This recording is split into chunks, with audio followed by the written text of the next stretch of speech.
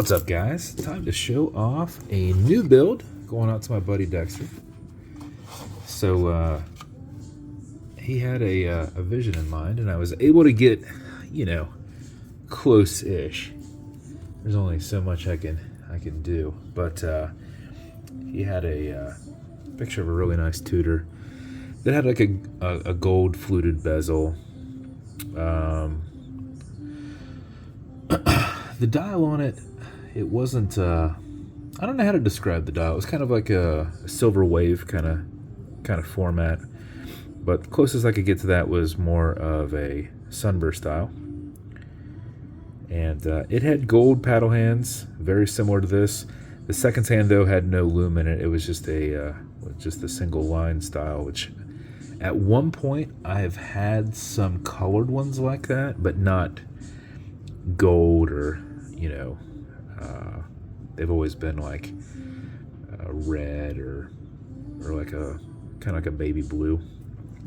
But so we grabbed a brushed case.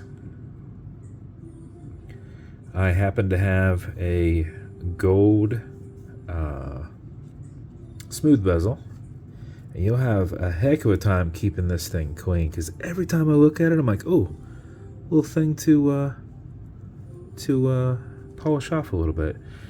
But this will turn, though it doesn't really matter if it turns, because it doesn't have anything on it. But it is a reason I bring that up is because if you feel it turn, it kind of looks like, by the way that it sits fairly flush, it looks like it would be a like a one-piece style case and bezel, but it is not.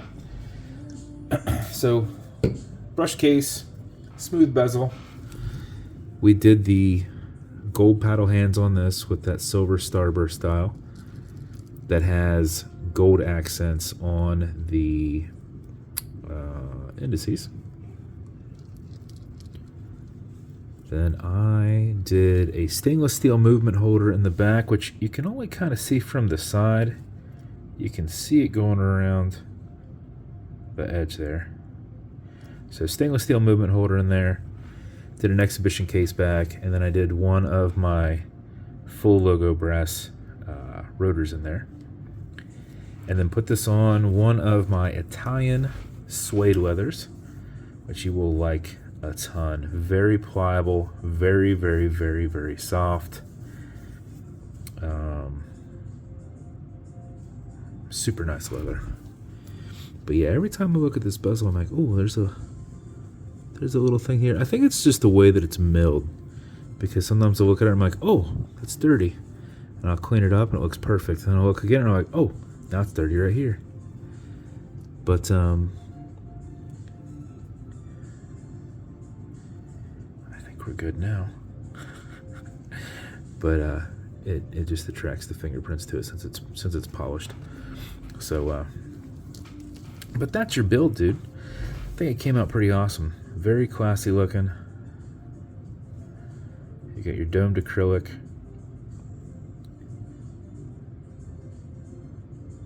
It's like gold accents. And then everything else is done in silver. So silver starburst, silver brushed, silver caseback. If you ever get anything on this, you'd want to be kind of... See, look at that. You're like, oh, did I miss something there? And then you wipe it right off. Typically, if you would scratch this, you'd want to use the green side of a Scotch-Brite and do curved passes. But you'd want to be very careful with this, because you would put a brush mark into this, And so if you got it close, you would actually put a brush mark into that. So be very careful. If you get it on the side, it's very easy, just go by. But if you get it here, you're actually going to get it up on that. So you'd want to, I guess put a piece of like painter's tape or something across there, and then just brush it in.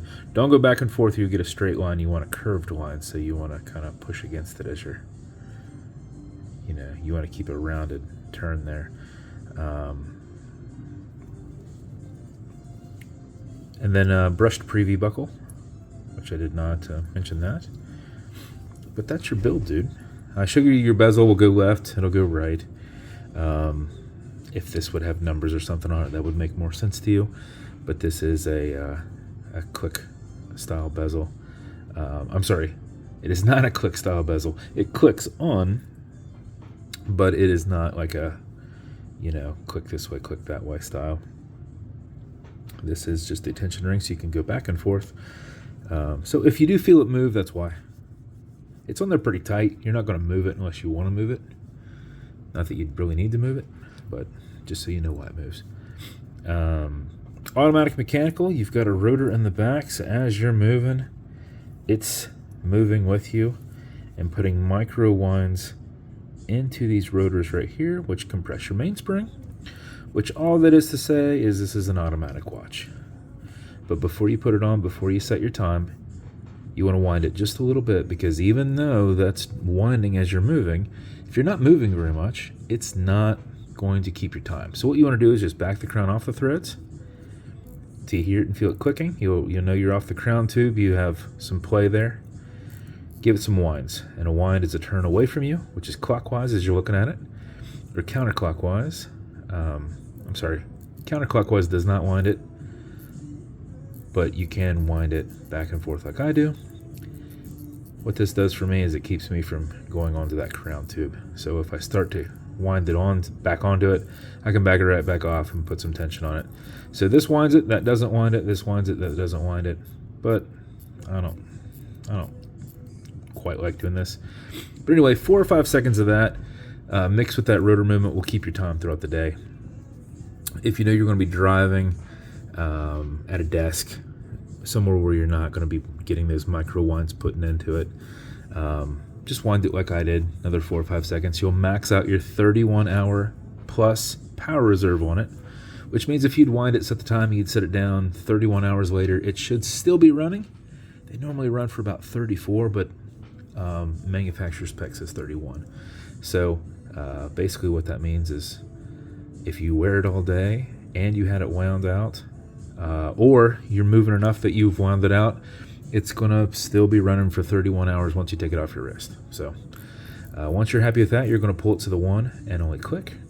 You can now set your time, which if I recall, it's been keeping perfect time. I built this for you last night. I think it's about, what, 12:30 in the mornings now, so it was, I finished it at like 9 o'clock yesterday, 9 p.m. Alexa, what time is it?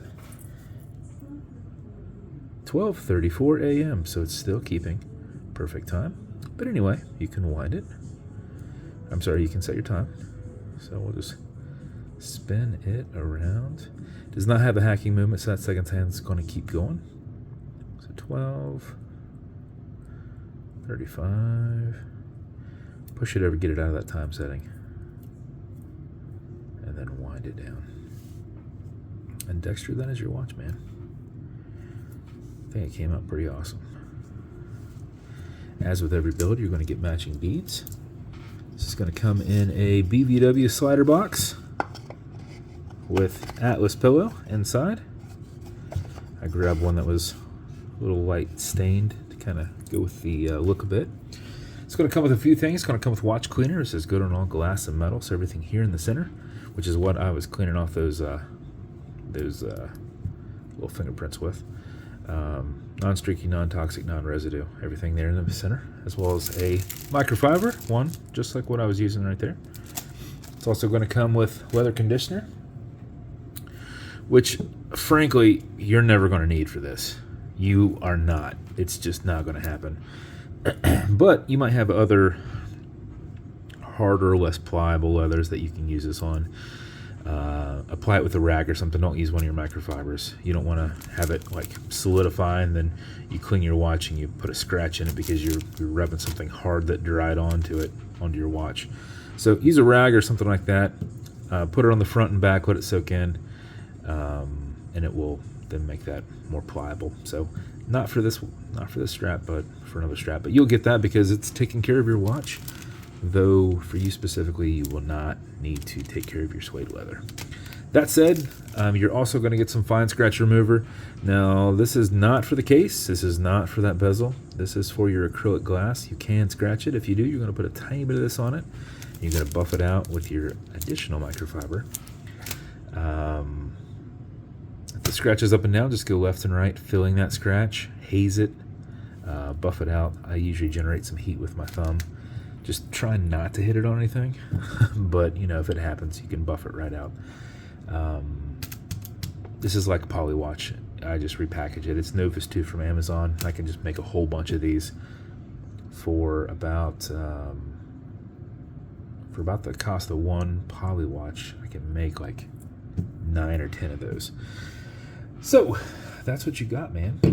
That's your watch. Sorry for the longer video. Normally these are about 6 minutes long, but this one came out pretty awesome, so wanted to show it off. And I know you've got a watch from me from before, but I can't quite remember if it was a 2415 Vostok build or if it was an NH build. So just want to make sure I went over everything with you on that. So if you're watching this and you want me to build you something custom and unique, reach out and I'll see what I can do. And if you want to continue to see videos like this, like and subscribe, so I put them up all the time. Thanks, guys.